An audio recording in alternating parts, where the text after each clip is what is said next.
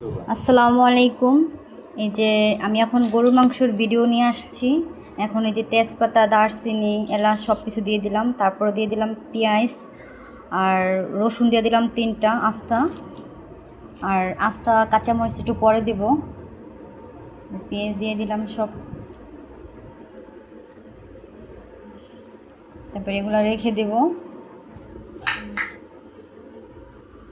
তারপরে যে গুঁড়ামরিচ দিয়ে দিলাম, পরিমাণ মতন গুঁড়ামরিচ দিয়ে দিলাম। আপনারা যেরকম ঝাল খান ওরকমই দিবেন, দিয়ে দিলাম। তারপর দিব হলুদের গুঁড়া দিয়ে দিলাম 1 চামচ, আর অল্প একটু দিয়ে দিলাম পরিমাণ মতন। তারপরে ধনিয়ার গুঁড়া, যে আমার এটা ওই যে হয়ে গেছে তো এই জন্য হাত দিয়ে ভাঙা দিলাম। তারপরে যে পরিমাণ মতন লবণ দিয়ে দিলাম,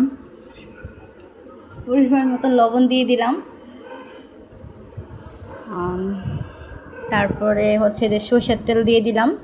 আসলে সরষের তেল দিয়ে মাংসটা রান্না অনেক মজা হয়, সয়াবিন তেল থেকে সরষের তেল দিয়ে মাংসটা রান্না অনেক মজা হয়, এই জন্য আমি সরষের তেল ব্যবহার করলাম এখানে। আর কোনো মশলা দিব না, তাহলে আলু দিয়ে ঝোল করব, এই জন্য মশলা কম দিলাম আর কি। আপনারা পরিমাণ মতন দিয়ে দিবেন। সবাই তো গরুর মাংস রাঁধতে পারে জানি, কিন্তু আমি আমার মতন রান্না করছি।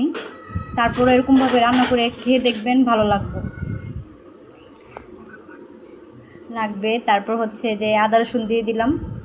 আদা রসুনটা আমি দিতে ভুলে গেছিলাম, পরে যে দিয়ে দিলাম। দিয়ে ভালো করে মেখে পরে চুলায় বসায় দেব।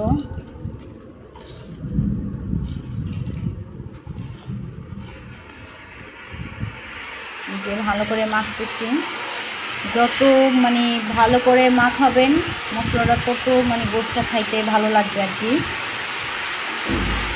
খেতে ভালো লাগবে। তারপরে আর একটু দিয়ে দিলাম সরষের তেল,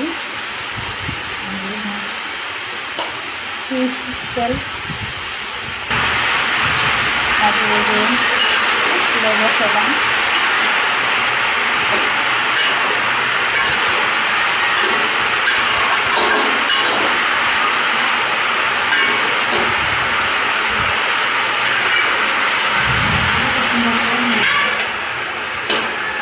তারপরে এটার পরের ভিডিওটা আমি পরে দিয়ে দিব, সমস্যা নেই না, যে রান্না কেমন হয়েছে, কালারটা কেমন আসছে, এটা আমি আবার পরের ভিডিওতে দিয়ে দিব।